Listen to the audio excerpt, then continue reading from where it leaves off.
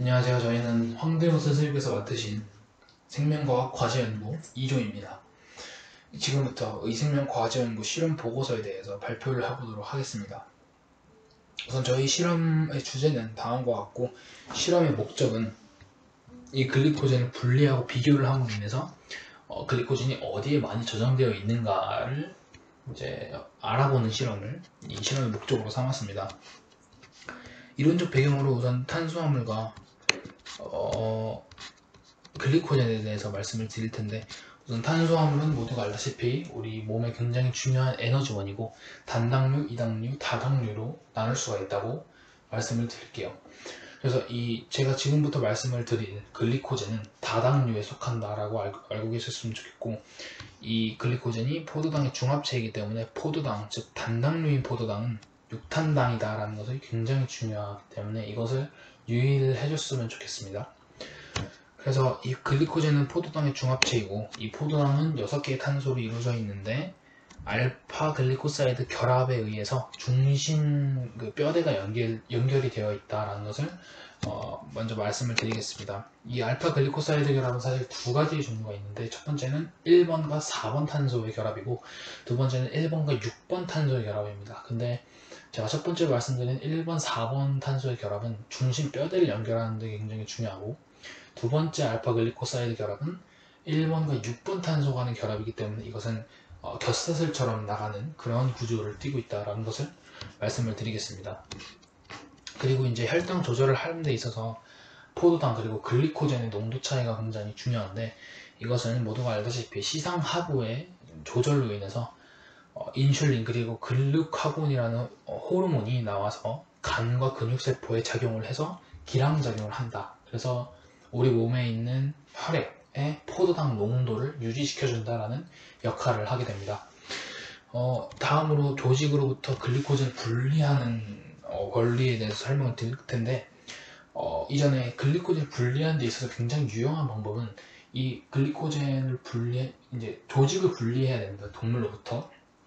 그런데 글리코젠이 많기 위해서는 우선 음식물을 굉장히 많이 먹여야 돼요. 그래서 간을 굉장히 불려야 되고, 그 안에서 스트레스를 받지 않게 해서 에너지를 많이 소비하지 못하게 해서 글리코젠이 굉장히 많게 하는 것이 굉장히 유용하다라고 말씀을 드리고 시작을 해보도록 하겠습니다. 저희가 굉장히 중요한 부분은 TCA 용액을 넣는 부분과 알코올을 넣는 부분인데, 이것은 침전물의 확인을 통해서 글리코젠의 유무를 확인을 해야 하는 굉장히 중요한 과정이기 때문에 이것을 이제 여기에 넣어봤습니다. 근데 이 내용은 나중에 실험 과정에도 나와 있기 때문에 나중에 실험 과정과 함께 설명을 드리도록 하겠습니다. 그래서 여기 4번까지가 굉장히 큰 역할을 합니다. 저희 실험에서. 그런데 이 5번부터는 저희가 이 실험을 통해서 더 나아가서 이 탄수화물이라는 것이 우리 대사 과정에 어떤 역할을 미치고, 이 합성과 분해를 하는 대사 과정에서 어떠한 역할을 하는가, 그리고 또한 이 대사 과정에서 문제가 생기면, 이 글리코젠의 대사 과정에서 문제가 생겨서 이상이 생긴다면 어떠한 질환이 생길 수가 있을까에 대해서 이제 저희가 조사를 해보고, 폼페병에 대해서 더 자세하게 관찰하고 조사를 해본 것이기 때문에 더 집중해서 들어줬으면 좋겠습니다. 그래서 이 대사 이상은 우선 인체에서의 역할에 대해서 말씀을 드리고, 그 다음에 역할, 그리고 나중에는 분해와 합성 과정에 있어서 이상이 생기는, 그리고 그걸로 인해서 생기는 질병에 대해서 말씀을 드릴 것이기 때문에 더 밑에서 자세하게 말씀을 드리겠습니다. 아까 말씀을 드리지 않은 부분이 있는데, 합성을 하는 부분에 있어서 가장 대표적으로 두 가지의 효소가 작용을 한다고 해요. 첫 번째는 글리코젠 폴리머레이즈라는 효소이고, 이것은 일사결합, 즉 중심 뼈대를 연결하는 결합에 굉장히 큰 역할을 하고, 1,6결합에는 작용을 하지 않는다고 해요. 그리고 두 번째 효소는 글리코젠 신테이즈인데, 그 효소는 1사결합 뿐만 아니라 1,6결합까지 작용을 한다는 것을 알고 계셨으면 좋겠습니다. 그리고 분해하는 과정은 밑에서 더 자세하게 말씀을 드릴 텐데, 이것은 이제 글리코젠을 분해하고 포도당으로 만듦으로 인해서 그 포도당을 에너지원으로 사용해서 물질 대사를 하는 과정, 그리고 그 과정에서 이상이 생겼을 때 나타나는 질병, 이런 것들에 대해서 더 자세하게 말씀을 드릴 것이기 때문에 저는 실험 준비물 그리고 실험 과정에 대해서 더 자세하게 말씀을 드릴게요. 실험 준비물로는 조직들, 이 네 가지 조직이 필요하고 아까 말씀드렸던 TCA 용액 그리고 에탄올이 필요합니다. 또한 증류소는 당연히 필요하겠죠. 그리고 기구로는 원심 분리기가 굉장히 중요한 기구라고 할 수가 있겠는데 그 이유는 아까 말씀드렸다시피 TCA 용액과 에탄올을 집어넣음으로 인해서 상층액과 하층액을 분리하는 데 있어서 굉장히 중요한 역할을 하는 기구가 바로 이 원심 분리이기 때문입니다. 그래서 다음과 같이 실험 과정은 10가지로 나뉘게 되는데 이것은 각자 한번 읽어보도록 하고 실험 과정의 의미를 한번 설명을 해드리도록 할게요. 우선 포도당은 단당류입니다. 따라서 물에 잘 녹고 아까 말씀드린 에탄올에도 침전이 되지 않아요. 단당류이기 때문에. 그래서 상층에 머무르는 거죠. 마지막 단계에서. 하지만 포도당이 중첩되어 있는 다당류 그런 것들은 에탄올을 넣었을 때 침전이 됩니다. 왜? 물에 녹지 않기 때문입니다. 따라서 에탄올이 첨가를 했을 때 침전물을 형성하게 되고 그 침전물을 말려서 에탄올을 없앤 뒤 요오드 용액을 떨어뜨림으로 인해서 청람색으로 변하는가 안 변하는가를 관찰하는 것이 이 실험의 굉장히 주된 목적이다라고 할 수가 있겠죠. 그래서 이번 과정에서 TCA 용액을 넣어줘서 결과적으로 이 글리코젠이라는 것이 상층액에 머무르도록 하는 그런 것입니다. 그래서 TCA 용액에 대해서 더 자세하게 설명이 되어 있고요. 그 다음 4번, 7번 과정은 아까 말씀드렸던 원심 분리 과정입니다. 이것은 상층액과 하층액을 완벽하게 구분하기 위해서 하는 과정이다라고 알고 계셨으면 좋겠고 8번 과정, 즉 상층액을 따라 버리고 즉 단당류가 있는 것들을 버려버리고 밑에 있는 다당류 중에서 글리코젠이 얼마나 있는지를 알아보는 것이 이제 8번과 10번 과정이라고 할 수가 있겠죠. 그래서 결과적으로 저희는 그 다음으로부터 실험 과정으로부터 실험 결과를 이끌어내게 되었고 저희가 이 실험 과정 중에서 실수를 한 부분이 하나가 있거든요. 뭐냐면 굉장히 중요한 부분인데 TCA 용액과 에탄올을 넣는 과정을 뒤집어 버렸습니다. 따라서 전혀 다른 결과가 나올 수밖에 없었겠죠. 따라서 이 오류에 대해서는 저희가 말씀을 드릴 테고 이 오류뿐만 아니라 이 글리코젠 대사 이상의 가장 대표적인 폼페병에 대해서 더 자세하게 말씀을 드리도록 하겠습니다. 네, 우선 실험에 대해서는 지금까지 박준혁 발표자였습니다. 감사합니다. 안녕하세요. 의생명과제연구 황도혁 선생님의 2조의 한승훈입니다. 앞에서 박준혁 발표자께서 실험 과정과 어떤 결과에서 저희가 오류를 범했다고 언급을 하셨고 그 오류에 대해서 좀 더 자세한 설명이 이어질 것이라고 하셨는데 그 부분에 대한 설명을 하고자 하고요. 그리고 이 실험 결과를 바탕으로 우리가 생각해 볼 수 있는 어떤 문제들에 대해서 고찰을 해보고자 합니다. 그러면 지금부터 발표 시작하겠습니다. 이것은 제가 이 실험을 할 때 직접 작성했던 보고서의 일부를 사진 찍어서 여기에 올려둔 것인데요. 저희 조는 실험 과정에서 굉장히 중대한 실수가 한 가지 있었습니다. 아까 박준혁 발표자께서 말씀하셨던 것처럼 원래는 TCA용을 먼저 넣고 그 다음에 에탄올을 넣어줘야 되는데 우리 조는 간, 근육, 폐, 신장 이렇게 네 개의 조직 중에서 간과 폐 두 가지 조직에 대한 실험에서 조원들을 부주의로 TCA 용액이 아닌 에탄올을 먼저 넣고 원심분리를 한 다음에야 TCA 용액을 넣었습니다. 특히 글리코젠이 가장 많이 들어있었을 것으로 예상되는 간을 활용한 실험에서 실수를 했기 때문에 결과가 제대로 나오지 않았습니다. 그래서 저희는 다른 조에서 정상적으로 실험했을 때 어떤 결과가 나왔는지 확인하고 정리한 후에 우리 조의 결과를 그 다음에 설명드리도록 하겠습니다. 우선 정상적으로 실험한 조에서는 대부분 간에서 침전물이 가장 많이 생겼고 그리고 요오드 반응을 시켰을 때 뚜렷한 청람색이 나타났습니다. 일부 조에서는 근육에서도 침전물이 생겼으며 청람색이 나타나기도 했습니다. 폐나 신장에서는 간과 비교했을 때 침전물의 양이 확연하게 적었고 청람색이 뚜렷하게 관찰되지 않았기에 정상적으로 실험했을 때 상대적으로 글리코젠의 양이 적었을 것으로 저희는 해석하였습니다. 이와 비교해서 우리 조의 저희 조의 결과를 말씀드리면 근육에서는 청남색이 관찰되긴 했으나 다른 조의 간에서 관찰했던 것보다는 약했습니다. 그리고 저희 조는 신장의 경우에는 침전물이 거의 없었고 청남색 또한 관찰되지 않았습니다. 실험을 잘못 수행한 간과 폐의 경우에는 침전물 자체가 존재하지 않았고 청남색이 아예 관찰되지 않았습니다. 이는 곧 요오드 반응이 일어나지 않았다는 것을 의미하는데 실험의 순서를 바꾸어서 즉 원래는 TCA 용액을 넣어주고 그 다음에 에탄올을 넣어야 되는데 이 순서를 바꾸어서 진행했을 때 왜 결과가 완전히 잘못 도출되었을까요? 그 이유에 대해서 지금부터 설명을 드리겠습니다. 정상적으로 실험을 진행할 경우에는 TCA 용액을 먼저 넣고 원심 분리를 진행하기 때문에 원심 분리를 진행했을 때 상층액에는 탄수화물이 존재하게 되고 그리고 침전물에는 단백질과 핵산을 비롯하여 세포벽 등 세포의 여러 가지 부산물들이 함께 존재하게 됩니다. 여기에서 우리는 일반적인 실험 과정을 따르게 된다면 상층액만을 취해서 여기에다 에탄올을 넣고 원심분리를 진행하게 되기 때문에 침전물은 걸러내게 되는 것이죠. 이때는 상층액에 포도당이나 과당과 같은 단당류 그리고 침전물에 녹말, 글리코젠, 셀룰로스, 갈락토스 등의 다당류 성분이 들어있게 되는 두 번째 실험 결과를 얻게 되는 것입니다. 그래서 그림에 표시되어 있는 것처럼 위에는 포도당과 과당이 있고 아래 침전물에는 녹말과 글리코젠, 셀룰로스, 갈락토스가 있게 되는 것이죠.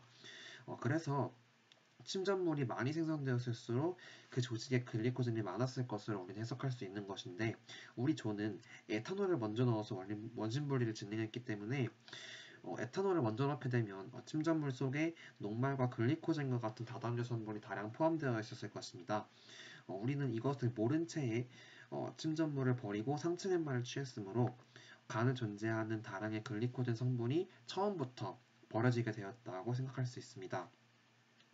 이렇게 글리코젠이 거의 대부분 버려진 상태에서 TCA 용액을 넣고 원심 분리를 진행했는데 만약에 아주 만약에 전 단계에서 글리코젠이 소량 상층액에 존재했다고 하더라도 TCA 용액을 넣었을 때는 침전물이 아닌 상층액의 글리코젠이 존재했을 것이기 때문에 우리가 TCA 용액을 두 번째에 넣고 그리고 상층액을 버리고 말리는 과정을 거치게 된다면 글리코젠이 요오드 반응을 일으킬 수 있는 가능성은 거의 희박하다고 보시면 될 것 같습니다.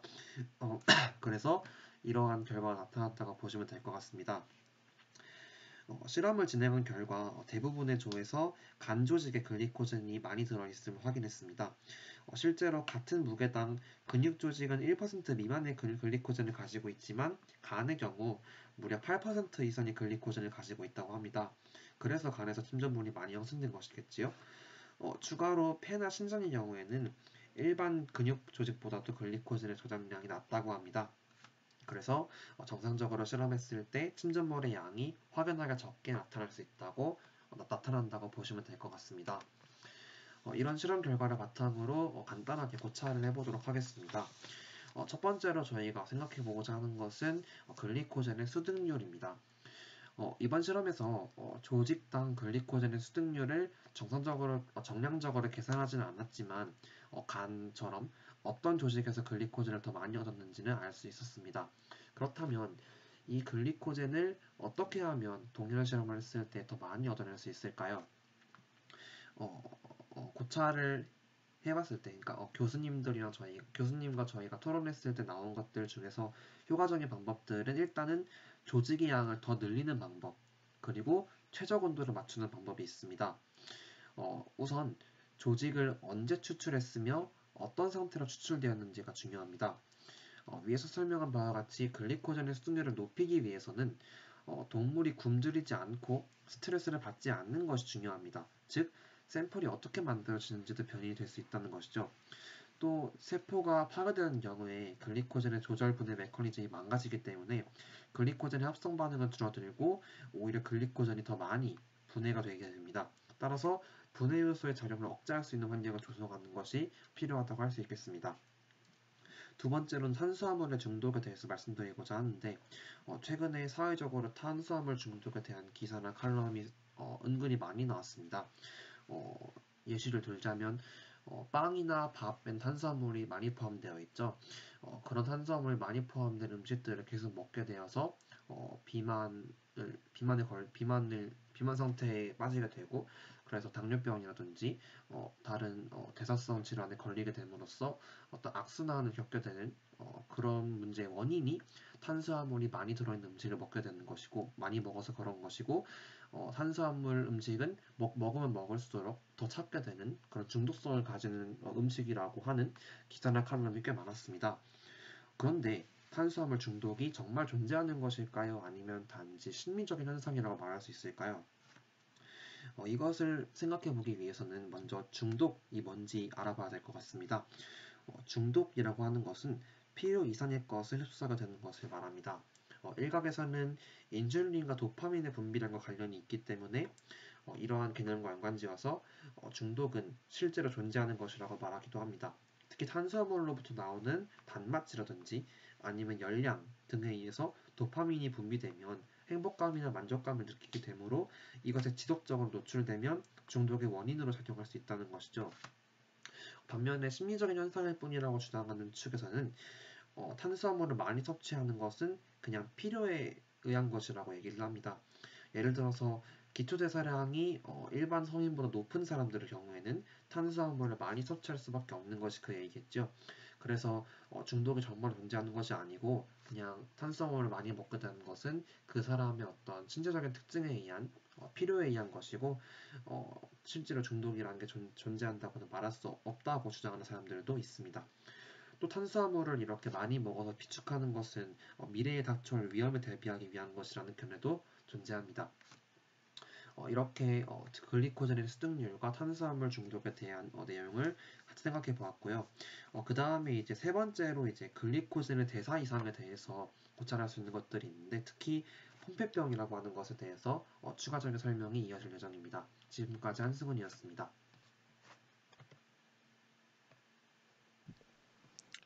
네, 안녕하십니까. 저는 2학년 4반 5번 김동현이고요. 지금까지 이제 글리코젠에 대해서 발표를 들으셨을 거고, 그리고 또 글리코젠의 대사에 대해서도 발표를 들으셨을 것입니다.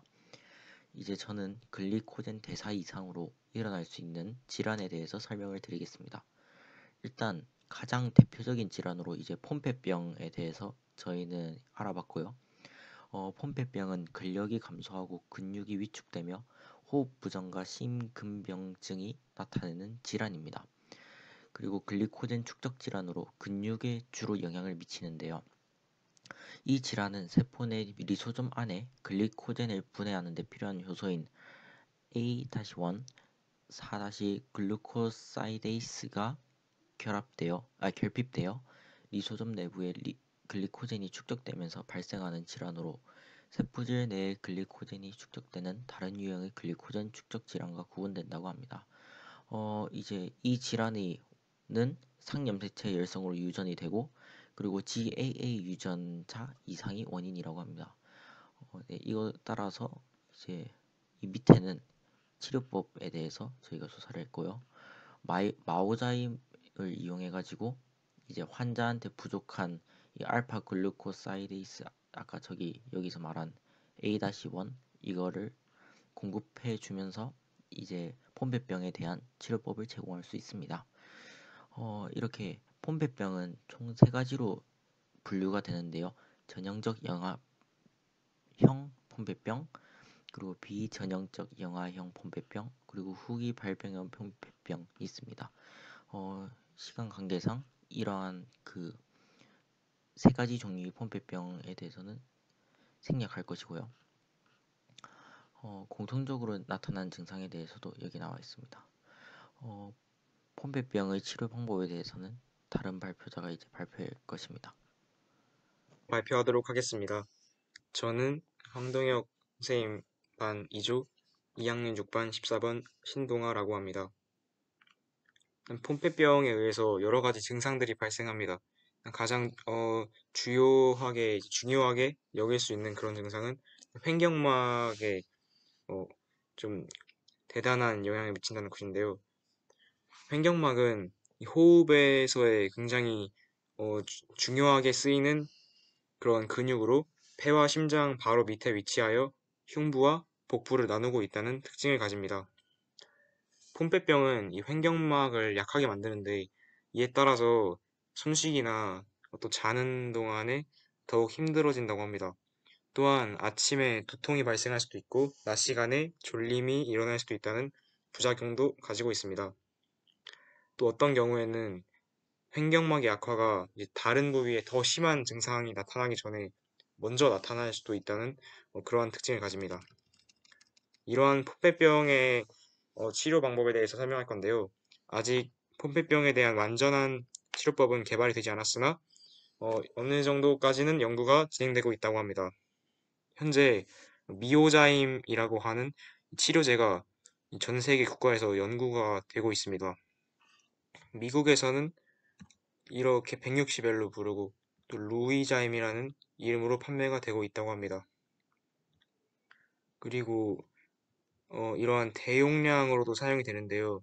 이는 오리지널 미오자임과 다른 화학적, 생물적 특성을 가지고 있기 때문에 또 이렇게 다른 이름으로 불리는 겁니다. 이렇게 또 병의 증상을 완화시킬 수 있는 이 효소 말고도 다른 보조적 요법들도 있습니다.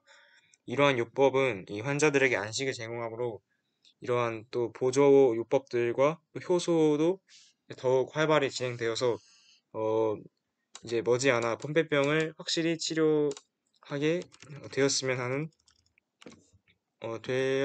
그런 바입니다. 또 마지막으로 생체 물질로서의 당의 중요성에 대해서 설명드리겠습니다. 아까 글루코즈와 글리코젠의 구조와 원리에 대해서 설명드렸는데 이는 아까 다른 친구가 설명해 주었다시피 생명체에 대해서 가장 중요한 에너지원입니다. 또한 이는 렉틴이라고 하는 물질과의 상호작용을 통해서 면역 반응에 중추적인 역할을 합니다. 이 렉틴은 이렇게 글루코스, 글리코젠과 이렇게 반응하는데 이는 또 세포벽을 구성하는 데 있어서 필수적인 요소이기에 최근 당에 관한 연구는 글리코믹스라고 부르며 연구가 진행되고 있습니다. 여기서 렉틴에 대해서 잘 모르실 텐데 설명을 드리자면 이는 이 당사슬에 결합할 수 있는 단백질의 일종입니다.